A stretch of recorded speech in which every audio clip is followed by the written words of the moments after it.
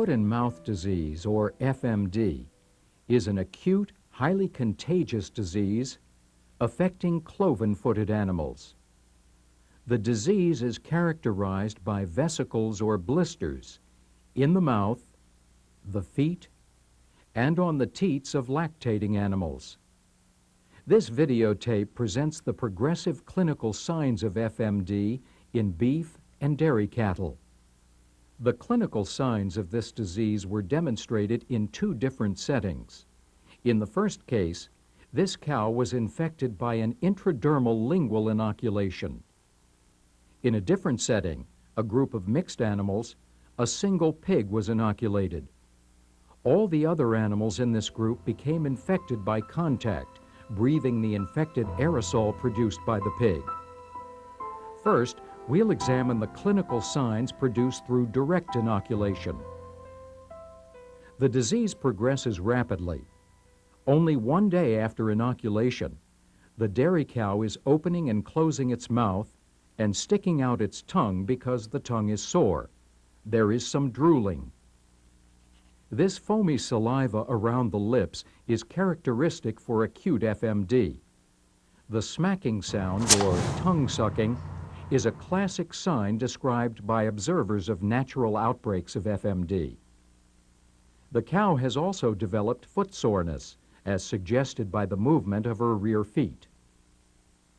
The animal is alert. Again, she is shifting her weight on her rear feet, indicating some soreness. The cow is tranquilized for a close examination. The blanched interdigital skin is a result of vesiculation. Note how easily the vesicle is punctured. This fluid and vesiculated epithelium are excellent diagnostic materials. It is surprising, given the amount of vesiculation on the feet, that this animal did not show more lameness. If you suspect feet lesions, it can be helpful to tranquilize the animal so that the feet can be closely examined. On the tongue, the center raised area is the site of inoculation. For the whole width of the tongue around the raised area, the epithelium is blanched and areas appear raised. This entire blanched area is vesiculated.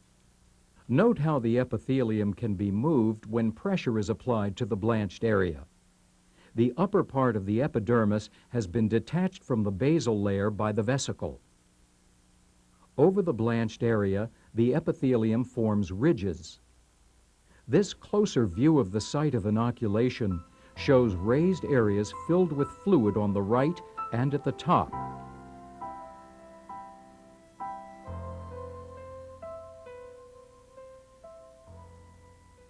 The animal is drooling and tongue-sucking. Kicking movements and shifting weight clearly indicate sore feet. The area of white skin is an interdigital vesicle. The vesiculated area on the tongue has broken. Note that there is a wide blanched area proximal to broken epithelium. This area of broken epithelium is an erosion because only the upper layers of epithelium are affected.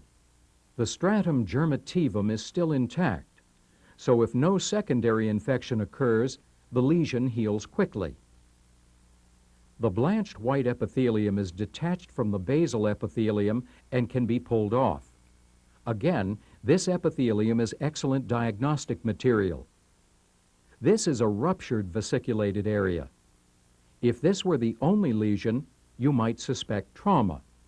Blanched white areas have appeared at the mucocutaneous junction of the lower lip. These vesiculated areas have ruptured.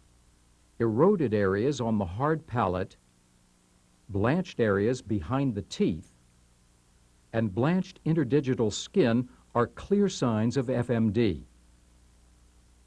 Note how the interdigital epithelium bulges and moves independently of the deeper tissue when the claws are moved. The upper epithelium is separated. The vesicles in the heel of this foot have ruptured, resulting in lesions that resemble foot rot. The white areas of epithelium around the rupture are part of the vesiculated area. These examples illustrate the axiom that If there are mouth lesions, look at the feet. And if there are feet lesions, look at the mouth. If lesions appear both in the mouth and on the feet, think foot and mouth disease.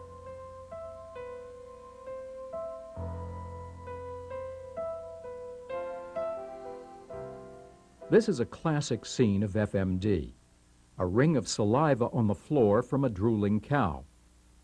The animal appears to have lost a considerable amount of weight. She is tongue-sucking and shifting her weight from foot to foot. The foot soreness seems to be increasing. Note the white vesiculated tissue in the interdigital space. The animal has rapid shallow respiration. Remember that the vesicles are just one part of this systemic disease.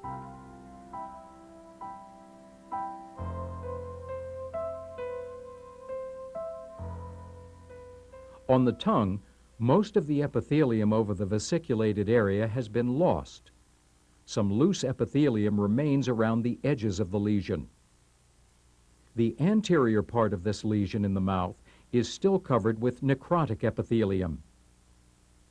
The blanched areas on the lower lip have eroded. Necrotic epithelium covers the lesion beside the dental pad. This close-up shows the lesion beside the dental pad. The white area in the interdigital space is epithelium from a broken vesicle.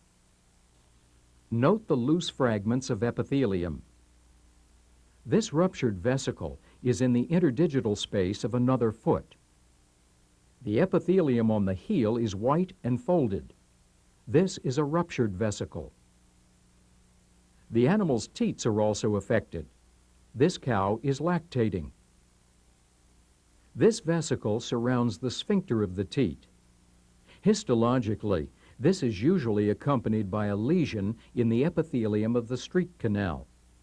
This allows bacteria to enter and cause a secondary bacterial mastitis.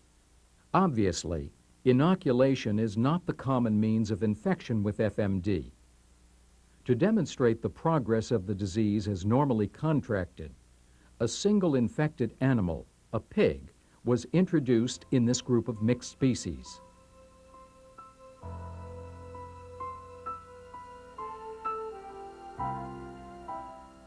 Lameness has already begun to develop in the inoculated pig.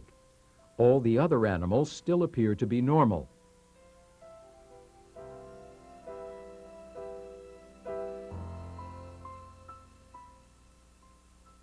Three days later, this beef cow shows signs of FMD, saliva dripping from the lips. Along with the saliva, there are secretions around the nostrils. The animal is not cleaning its nose with its tongue. The edges of the lower and upper lips show large blanched vesicles. These are white foci in the mucosa of the lower lip and gingiva. This vesicle is on the gingiva adjacent to the dental pad.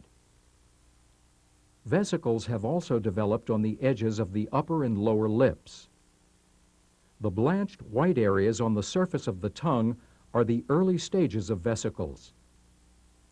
This is another view of the tongue lesions. These vesicles are at the mucocutaneous junction at the commissure of the lips. Note how easily the vesicle at the mucocutaneous junction on the lower lip is ruptured. The fluid and flap of skin that peels off are excellent specimens for diagnosis. At this stage, this animal also has vesicles on the teat.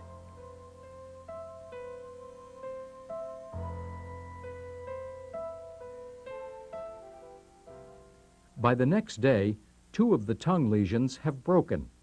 The other lesions have enlarged. The vesicles on the gingiva of the dental pad have ruptured and now are erosions. The epithelium of these vesicles appears intact but very opaque. The vesicles on the upper lip have ruptured and formed a large eroded area. A tag of epithelium is still present. The white foci in the mucosa of the lower lip are necrotic epithelium and are eroding. The epithelium in the interdigital cleft is white with a broken area. The whole area in the interdigital cleft is vesiculated, and one vesicle has ruptured. This flap of epithelium is a piece of the vesicle. It appears that there are multiple vesicles in the interdigital area. Multiple vesicles on the teat are a bit unusual because this animal is not lactating. The susceptibility of the teats to vesicles may be associated with the stage of the cow's estrus cycle. Vesicles have also developed on other teats.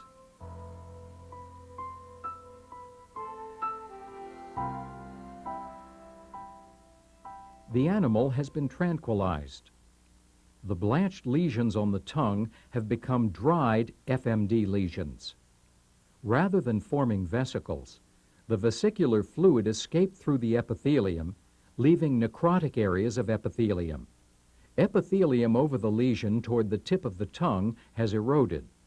Erosion of the upper layers of epithelium gives this lesion a smooth surface. The rough-appearing lesion still has the upper layers of epithelium in place. Note how easily the necrotic epithelium can be scraped off the tongue for diagnosis. The resulting lesion is an erosion because the stratum germativum is still present. This epithelium contains a lot of FMD antigen and virus and is an excellent specimen for diagnosis. Vesicles may often be present in the nostril, a good reason for not using nose tongs to restrain the animal. This close-up shows the vesicle in the nose. The lesions in the gingiva of the dental pad and lower lip appear as erosions. Note that these could easily be confused with a traumatic injury. The vesicles in the interdigital space have ruptured. The area is eroded, and there are still strands of epithelium present. Note the white area on the heel of another foot at the top of the frame. This is also a vesicle. When the claws are moved, upper layers of epithelium in the interdigital space bulge and appear loose.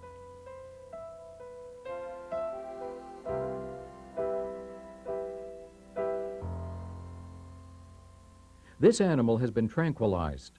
The epithelium that has not eroded over the FMD tongue lesions appears necrotic, and the lesions have become more demarcated.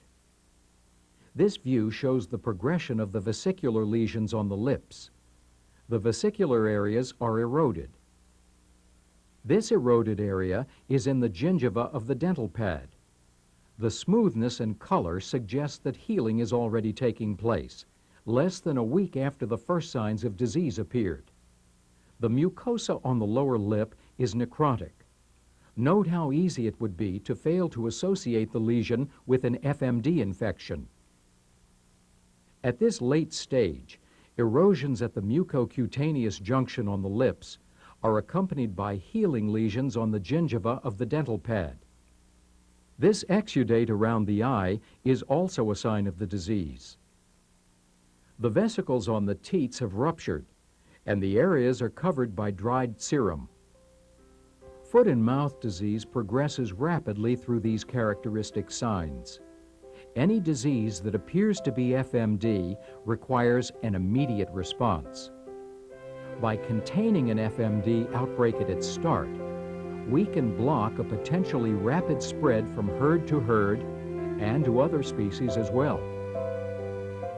In the case of foot and mouth disease, a quick response will avert an economic disaster for the livestock industry and for American consumers.